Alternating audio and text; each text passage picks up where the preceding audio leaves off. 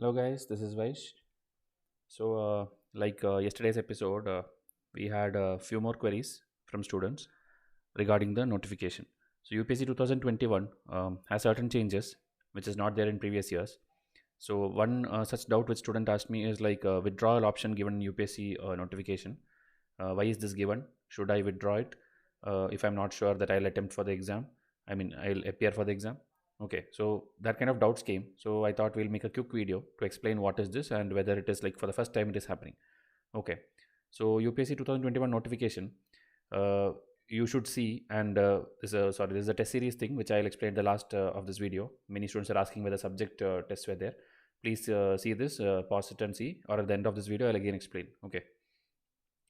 Now, is this the first time that withdrawal option is given by UPSC? The answer is no. Okay, because 2020 notification also, if you see, this thing was mentioned. Like after, like say this year 24th is the last date for applying, and after that they'll give a window. Okay, a 1 week or 2 week window for withdrawing. Okay, so it's not like the first time. So what is this withdrawal option? I'll tell you. But first understand it is not like something new. Okay, it's already there. Now, why is it given? It is actually a misconception by students that it is given because so they can understand like how many students are actually appearing and your attempt can be counted.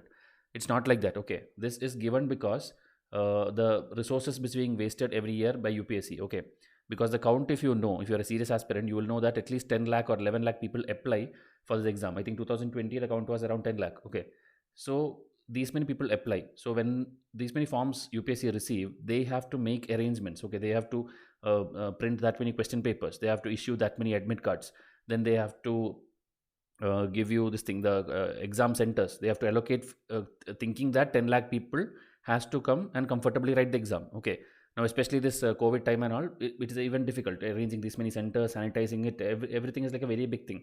Okay, so that is why, because out of this 10 lakh, only 4.5 lakh people go to the exam hall, and after that only an attempt is counted ideally. This much extra 5 lakh 6 lakh people setup which they did, okay, it's all going in waste. So if you do a withdrawal, okay, in case you know that you are not going to give this attempt, you should ideally withdraw it. Okay, so it will help the UPSC. Okay, as of now this is the thing. Okay, don't think that this is like your attempt will be decided based on that. Okay, that also I'll explain, but this is the main reason. In 2020 and 21 notification, this withdrawal option is given. Okay, and one more thing which we will suggest is this thing should be ideally given a little later. Okay, so that students can decide like maybe later after 5 months or 6 months that I don't want to give this exam, and so I have to withdraw this like immediately. Now in February, if you ask, most of the students will not withdraw. Okay, it's just a suggestion for UPSC which through some means they have to know. Okay, will it count as an attempt if you don't withdraw and fail to appear? Okay, this is the main doubt which everybody has. Okay, answer is again no. Okay, but we feel that UPSC by the next year may bring that rule, meaning you are that much sure that you will give this attempt, you are going to prepare your one full year or that remaining 5 6 months from notification date, only such people should apply. Okay, that is actually a good thing also, because in February, if you are not sure that you will go to the exam hall or not, that means you are actually not ready.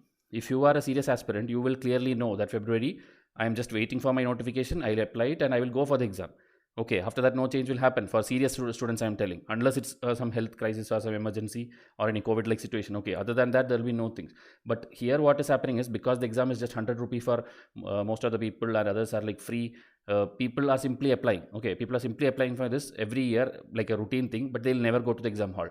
So that much is like a loss for UPSC, the resources which they set up. That is why as of now it is there, but maybe next year they will make it the other way around. Okay, so please apply only if you really want to go to the exam hall. Now the attempt, it's still the same. Okay, in the notification, even though the withdrawal option has come, this thing is still retained. If you see, if a candidate actually appears in one paper in the preliminary examination, it will be deemed that the candidate has made an attempt. Okay, so this withdrawal or nothing, this thing doesn't make an impact to you as of now. Even though withdrawal option is given, if you don't withdraw also and last minute you don't go to the exam hall, still your attempt is zero only. It is not counted. It will be counted only when you go to the exam hall. So this year also you are like okay, so don't worry about the withdrawal option. Many students have been asking me this. Okay, then again I explained the other thing also, but I'll go through like whatever is written. Okay, all clauses of withdrawal, you just have to do Control F, simply search withdrawal keyword in the notification. Only in 3 places it will come. So that 3 places I'll show you screenshot here itself to make your job easy. Okay, the facility of withdrawal of application is available for those candidates who do not want to appear for the civil service exam. In this regard, instructions are given in appendix this one, okay, 11b. Then in another place it is given the same thing. The online applications can be withdrawn from 31st March to 6th April. Okay, so until 6th April, if you feel like you will not go and give the exam on June, please withdraw. Okay, so that it will be a help for UPSC people. Okay, there is no other loss for you. It's just helping them that, okay, one count is reduced, and so one question paper they can reduce printing, or one admit card they don't need to issue, or one extra bench they don't need to allocate for you. Okay, hoping that you will go for the exam. Okay, again the detailed instructions are given in appendix 11b, which I will show you in the next slide. Okay, and after this expiry of the period, they are not allowing also, meaning May month or June month, if you decide like I will not go, there is no withdrawal option. Okay, but there is no loss. It's actually loss for the UPSC. For you, there is no loss. You simply don't go to the exam hall.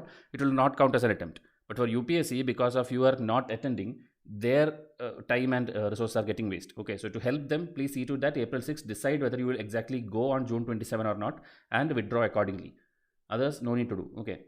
Then this is the 11b appendix, which they are going on telling. So candidates are advised to go through the instructions carefully.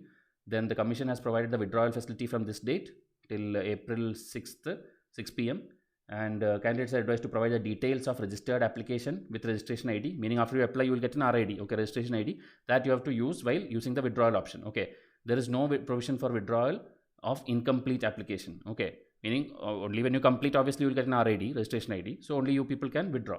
Else it's not even like you have not even applied. Okay, before making the request for withdrawal, candidate must ensure that they have access to their registered mobile number and email ID, because some OTP will come and separate OTPs will come. So both should be there. Okay, whatever you use for registration, please use valid thing. Okay, I hear many students telling like, sir, my email ID is not working, I forgot my password. You are a UPSC aspirant. Okay, you have completed your degree and all these things, so you should have a valid proper email ID and mobile number. Okay, please don't tell that you don't have this, or you forgot this, or network is not there. Don't tell this kind of things. You have to have that. Okay, everything is digital now. You have to have at least one email ID and mobile number which is working fine.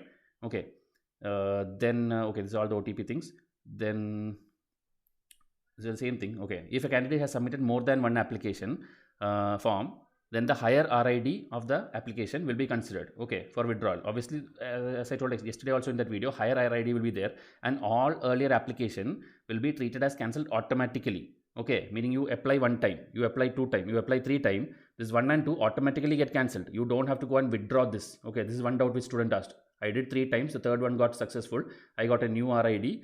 Now this is fine. Now should I go and withdraw these two? You don't have to withdraw. It automatically gets cancelled. Okay, only the latest one with the same mobile number and email ID will be considered as the valid one. So don't withdraw. Don't worry about withdrawal. Okay, if you have applied, your RID is there, fine. The final RID will be taken. Then after the final acceptance of the request for online withdrawal, the candidate must print the receipt. Okay, some receipt you will get after you withdraw. Once application has been withdrawn by the candidate, it cannot be revived. Okay, so decide whether you want to withdraw or not. Else keep it like that and then don't go to the exam hall. Your attempt will anyway not be counted. But you are putting an extra pressure on UPSC for the resources. Then UPSC has no provision to refund any fee. Okay, meaning withdrawal is there, but they are not going to refund you any money. Okay, so that is also there. So don't think you will pay that 100 rupees and you will get the 100 rupees. You are not going to get. Application is done and withdrawal is also done, but still money is gone. Okay. On successful completion of withdrawal of application, an auto-generated email and SMS will be sent on candidate's registered email ID and mobile. In case any candidate has not submitted the request for withdrawal of application, he or she may contact. Okay, meaning you have not withdrawn, but you are suddenly getting an email like your application withdrawn, meaning somebody has tried to manipulate your ID or something. Then please contact this. Okay, if you have not tried to withdraw and somebody is withdrawn on your behalf, meaning something manipulation has happened. Then in case, this is the email ID to contact.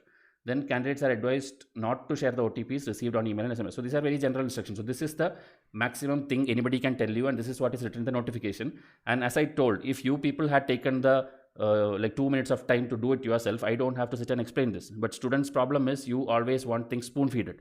So I'm not telling about everyone, but I have got that many messages. That is why this query also I took up to make this video. Okay, so it's actually wasting both of our time. So please see to it that you do this basics. You are going to become an IAS officer, IPS officer, and if you cannot read one notification of 150 pages, then I don't know how you will handle things in the future. So please see to it that basics are done first before asking query. Okay, everything which student asked was there in this thing. Okay, in this notification. I did not do any other extra research. I just had to search in the notification PDF. Okay.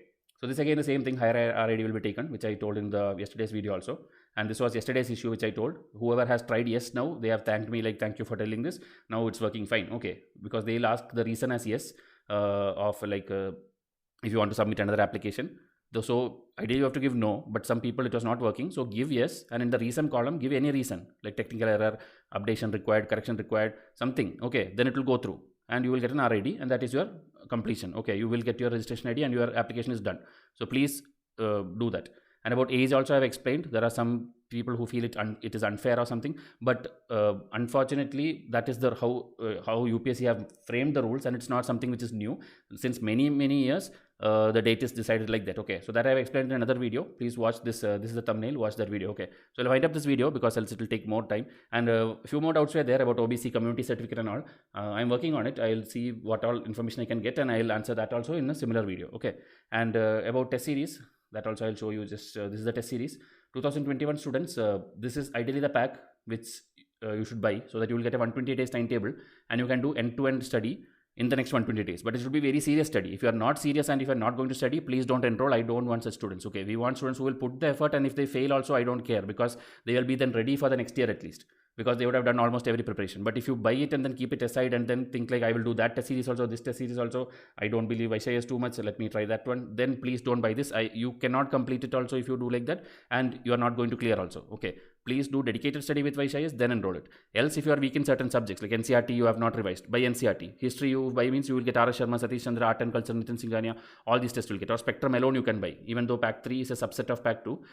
Spectrum alone you can buy separately if you want. Then Geography plus Environment plus Science is there. Static part. Okay, current affair obviously will come in any of these packs. Okay, Pack 10, 11, 12, which is like 2018 to 19, 19 to 20, 20 to 21. 3 years of current affair exclusive coverage is there, MCQ based and notes based. So this will be there in this, and then international body and government schemes test is there. All this will be a little bit static kind of test. Okay, current affair will be in the Pack 10, 11 and 12. That is why I tell, when you buy as a Pack 1, you get all of this in this offer price. So please see to it that you get this if you are serious, else it's okay. But whichever source you are studying, study very well and see to it that you clear this prelims. Okay, then you can join some mains program and your dream, like it's like one more step nearer. Okay, so I'll wind up this video. Any more queries, tell in the comment section. Thank you and have a nice day.